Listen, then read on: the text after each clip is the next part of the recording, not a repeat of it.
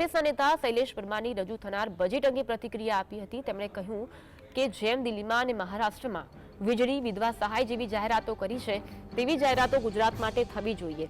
તેમણે કહ્યું કે પ્રજાએ સ્થાનિક સ્વરાજની ચૂંટણીમાં પણ મત આપ્યા છે। મહારાષ્ટ્ર અને દિલ્હીની જેમ ગુજરાતની પ્રજાને પણ બજેટમાં રાહત આપવામાં આવે।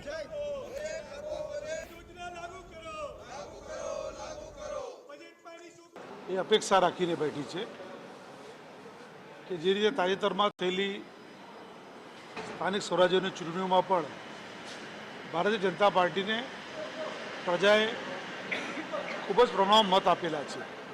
એ અપેક્ષા રાખીને બેઠી છે કે આજના આ બજેટ સેશનમાં જે રીતે મહારાષ્ટ્ર અને દિલ્હીની અંદર વીજળી માટે, આરોગ્ય માટે, બેકારી ભથ્થા માટે, વિધવા બહેનોના પૈસા માટે જે રીતની જાહેરાતો મહારાષ્ટ્ર અને દિલ્હીમાં કરવામાં આવી હતી એવી જ જાહેરાત ગુજરાતની પ્રજા માટે, ગુજરાતના લોકો માટે કરે એવી કોંગ્રેસ પાર્ટી અપેક્ષા રાખે છે।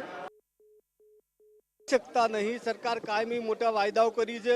ગુજરાતની અંદર આજે ગણીએ તો પિયરની અંદર માં પીરસનારી હોવા છતાં બીજા રાજ્યોમાં 500 રૂપિયા ગેસનો બાટલો મળી રહ્યો છે અને ગુજરાતને પડતા ઉપર પાટું અને અન્ય લાભ કરવામાં આવે છે।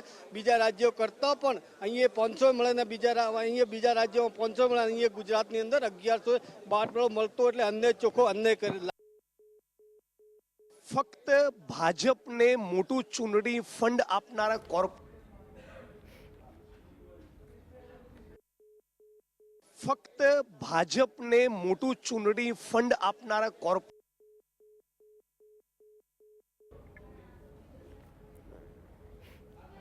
તો કોંગ્રેસ દ્વારા વિરોધ કરવામાં આવ્યો હતો। આજે જ્યારે વિધાનસભામાં બજેટ રજૂ થવાનું છે એ પહેલા કોંગ્રેસ દ્વારા ખેડૂતોના દેવા માફ કરો, આ સાથે મહારાષ્ટ્રમાં અને દિલ્હીમાં જ રીતે મહિલાઓ માટે સહાયની જાહેરાત કરવામાં આવી છે તેવી ગુજરાતમાં પણ થાય તેવી માંગ કોંગ્રેસ દ્વારા કરાઈ હતી।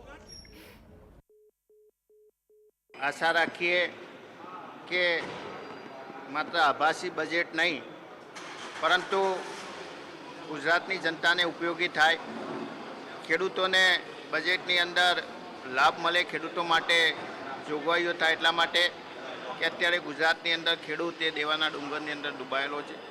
એ જ રીતે સરકારી કર્મચારીઓ પણ આઉટસોર્સિંગ અને કરાર આધારિત કર્મચારીઓને રાહત થાય। વર્ષોથી સરકારી કર્મચારીઓની માગણી હતી જૂની પેન્શન યોજનાની, એના માટે સ્પેશિયલ જોગવાઈ થાય। વર્ષોથી સરકારે જાહેરાત કરી પરંતુ એના જીપીએફના ખાતા ખુલ્યા નથી।